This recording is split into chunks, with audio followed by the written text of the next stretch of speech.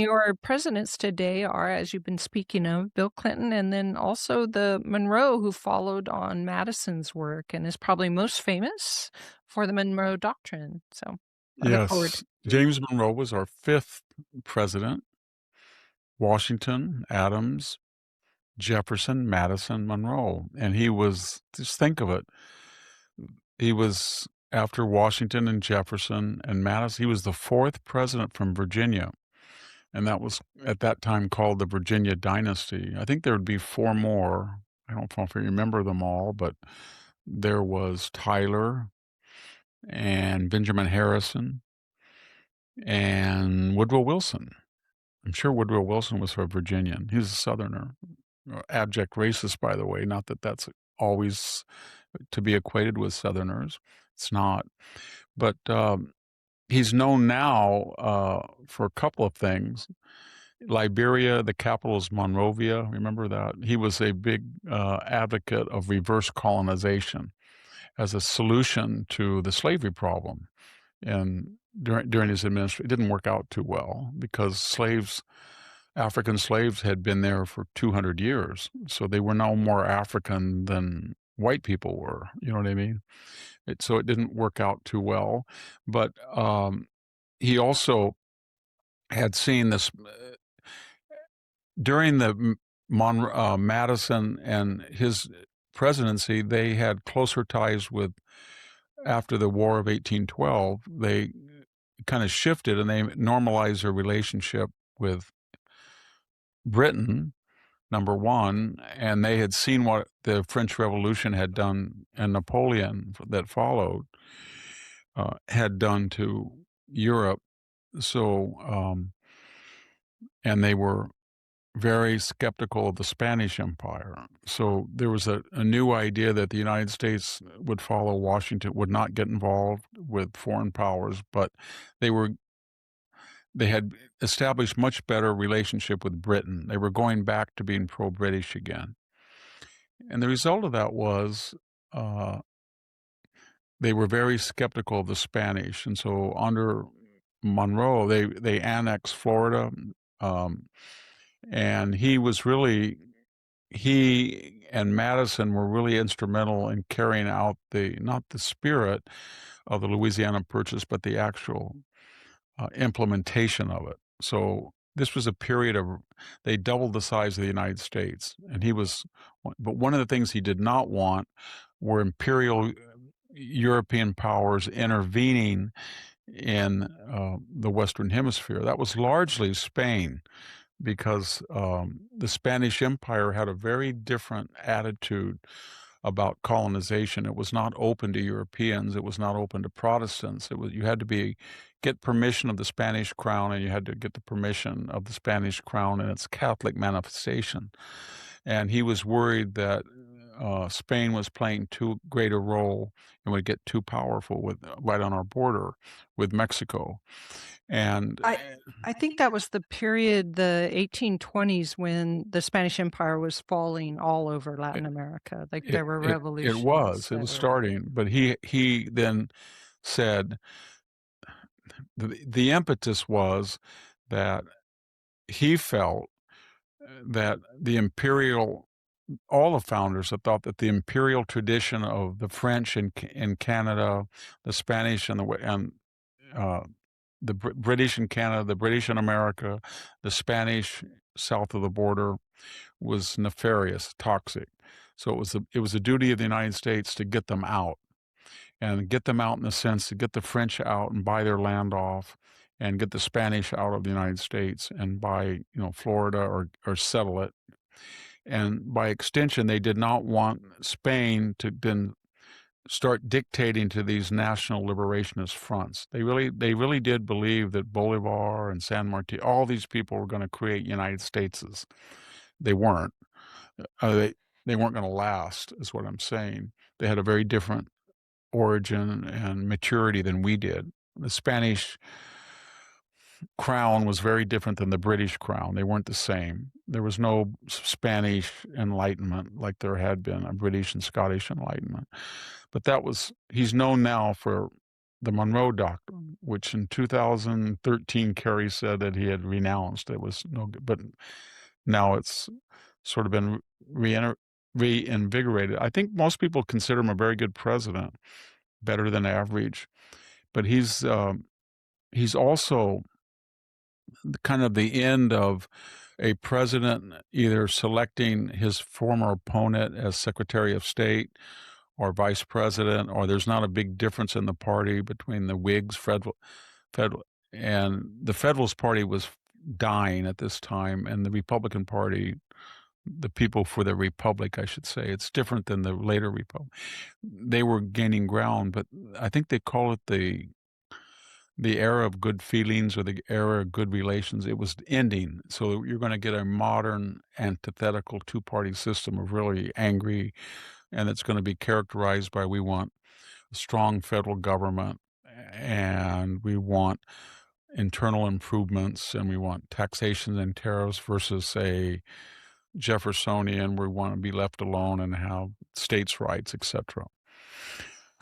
And I think so anyway, the idea of an aristocracy has only got one more president left, John Quincy Adams, and then that's over with. The idea that you're going to come from England or Tidewater, Virginia, it's going to be populism. Zachary Taylor and James Polk and Andrew Jackson. As far as Bill Clinton goes, elected in 92, he never got over 50% of the vote. I don't think he ever did. I think he got 41 or 42% in 92, and he got 49.6 or something in 96. That was largely because of Ross Perot. Ross Perot, for what all the Democrats want to say, he took more votes away from George Bush than he did from Bill Clinton. And he was responsible, and he knew that. He said that he wanted to help the Democrats. He said they've become normal again under Clinton. Uh, he was a leftist, and the Republicans, when they ran against him, tried to say that when he was a student at Oxford, do you remember that I like that new word, he was adjacent to the communists, other students, and they said that he was smoking marijuana. That was when smoking marijuana was disqualifying, and he said he did smoke, but he never inhaled. And that was the beginning of, I never had sex with that woman, because the type of sex he had with a woman, he didn't say qualifies with traditional notions of sex.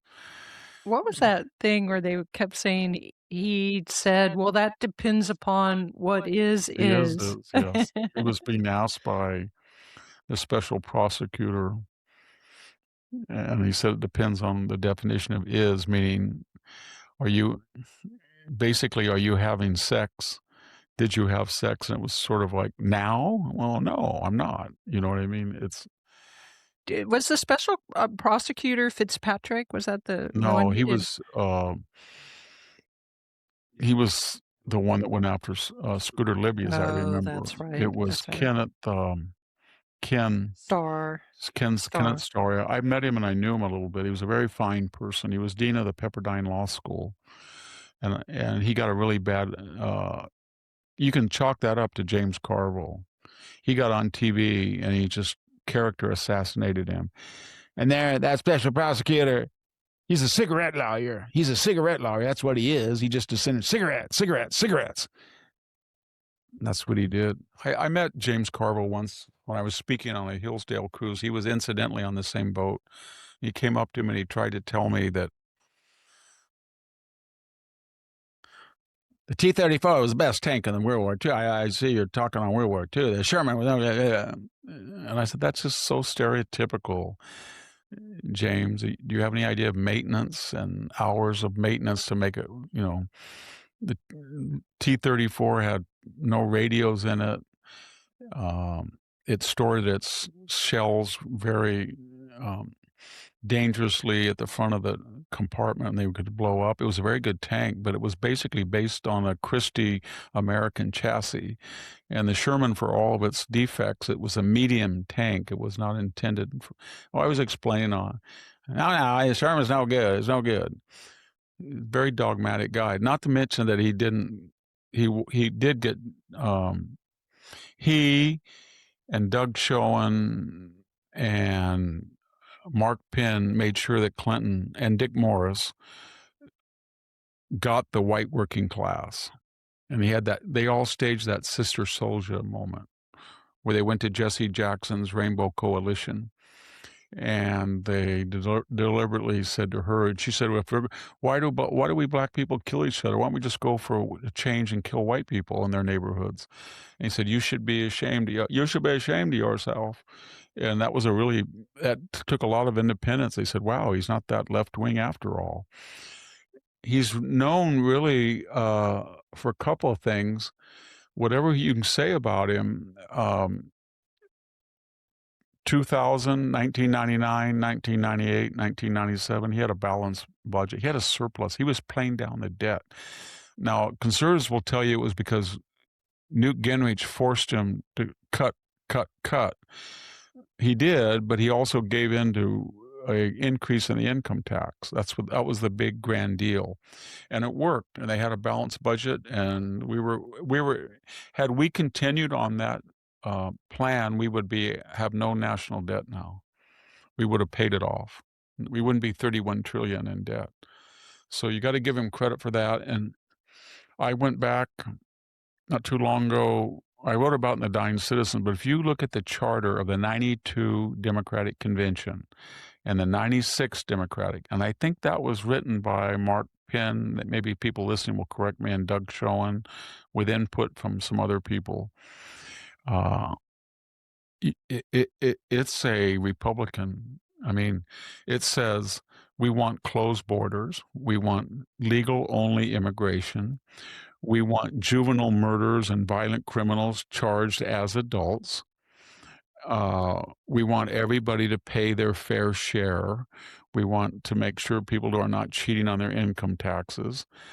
And we are for a strong defense. And he bombed. I don't. It was kind of a misadventure, but he bombed Milosevic and got the Serbs out of Kosovo. 77 days without congressional authority, of course.